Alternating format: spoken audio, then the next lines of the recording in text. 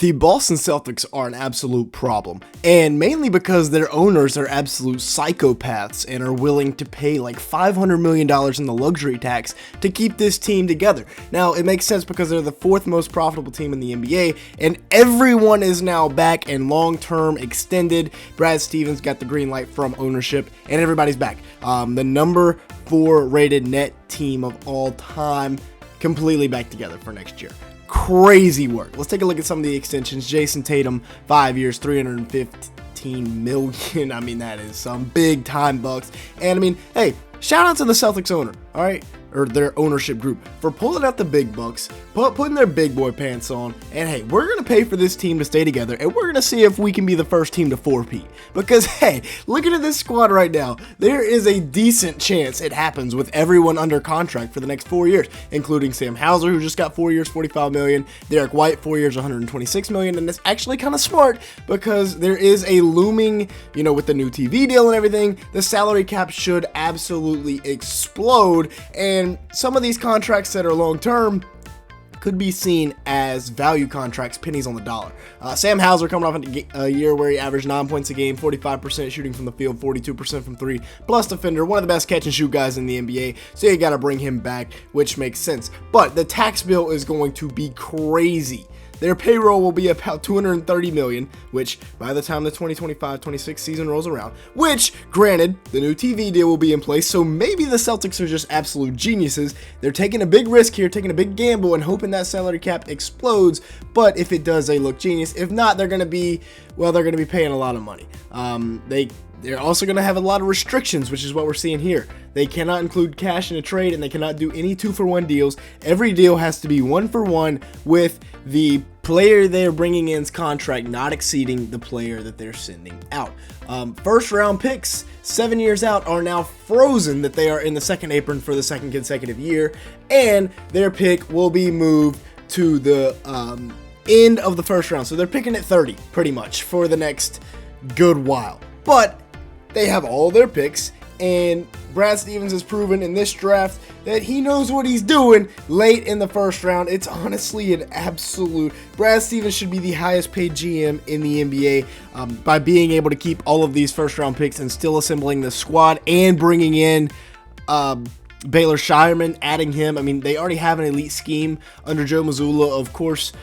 Brad Stevens has helped with this. Ime Udoka helped develop these wings, but now the scheme is being showcased front and center, and it is just beautiful. This 5-out system that is built on a drive and kick offense, but you can also slip screens. You have 5 ball handlers on the court at all times, 5 playmakers, and it's headed up by Tatum and Jaylen Brown. And then there's guys like Drew Holiday, who were seen as second, maybe third options on their team before. Now he's here, and he's probably the 5th option on this team. In Milwaukee, he averaged 19, 7, and 5, and was all-defensive first team twice. But now, in Boston, he's the 5th option and is just their clamp specialist. But he can guard the 1 through 5. He can do anything you ask of him on a basketball court. I mean, watch this right here. Big to big, or guard to big action, guarded by guard to guard with Tatum and Brown. He stunts, or not Tatum and Brown, by Holiday and White. He stunts on the maxi. White is able to recover, and then he comes back to Embiid and is able to recover and get the strip going the other way. Wide open dunk for Jaylen Brown. Now here he is guarding Embiid.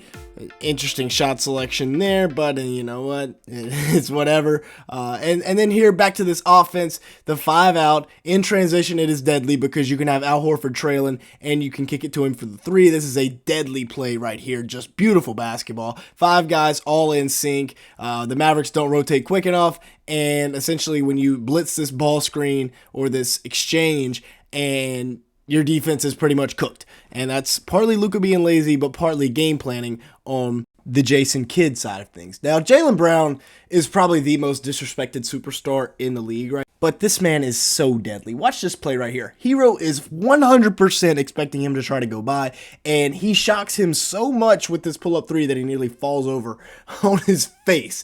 That is crazy work right there. Now he's hitting step-back 3s into the corner, fading away. Like, that is almost unguardable. This was an absolute massacre in Washington. They were up 40 or 30 points in the first quarter. Crazy stuff. Relentless on the glass as well. Just a superhuman athlete. Once again, you're fully expecting especially after this shot fake. Dinwiddie rises up, goes back down, and then Jaylen Brown just knocks down a three. That is super tough right there. Absolutely a nightmare in transition to handle. Just a freak athlete getting downhill. He's nearly impossible to stop. Finishing it with the right there. You can also finish with the left sometimes. And then, oh my goodness, on top of Rudy Gobert's head. 4-time Defensive Player of the Year. For what? And then a little bit of a stare down and a little flex on him. If you've made it this far into the video, obviously you are liking something, so make sure to hit that like button, leave me a comment down below, and hit that subscribe button. As you can see here, a large majority of the people that watch these videos are not subscribed to the channel, so if that is you, go ahead and fix that right now. And with that being said, we're trying to hit about 200 likes on today's video,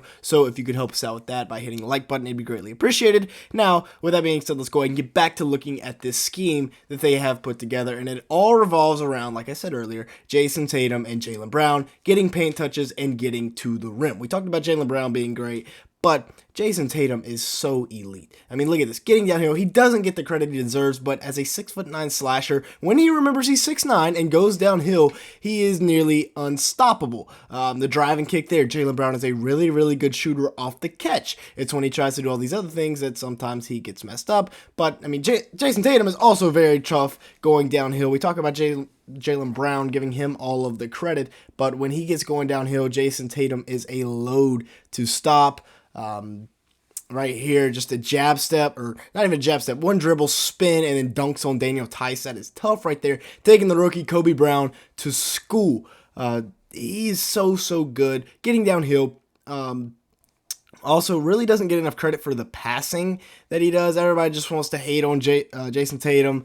But, I mean, I don't get it. I mean, he's one of the younger superstars in the league. He's the face of a franchise that will probably win 2 or 3 more championships by the time he's done, at a minimum. And I guess people just like to hate on greatness in the moment. It stinks, but that's what happens. And once again, this offense is just so lethal by their ability to drive and kick. They have 4 guards, essentially, with all 4 of these guys. 4 playmakers, 4 creators, and it's just tough to stop, especially when the 4th option is doing this in the NBA Finals. The bench is also very good. We got to give the bench their credit with Horford, with Hauser, and with Peyton Pritchard. Don't know how much longer Horford's going to keep going, but they did get reinforcements with Baylor Shireman, who made 110 threes this year, would have made 254 over the course of an 82-game season, which is absolute blasphemy, and you add him as another weapon to this Celtics offense. It almost seems like a football team with the amount of weapons that they have, but it's dangerous. 18.5 points a game, 9 rebounds, 4 assists on 37 minutes per game last year at Creighton. He was a workhorse. Expect him to do the same this year. Almost averaged a double-double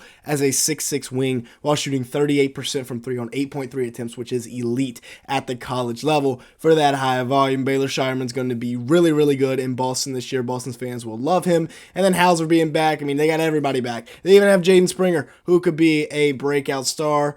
Some other young guys. Anton Watson, we didn't talk about at all. But with that being said, that's going to be it for today's video. Thanks so much for watching. Make sure to like button and hit that subscribe button if you did enjoy at any point. Remember, we're trying to hit about 200 likes on today's video, so if you could help us out with that, it'd be greatly appreciated. And with all that being said, thanks so much for watching today's video.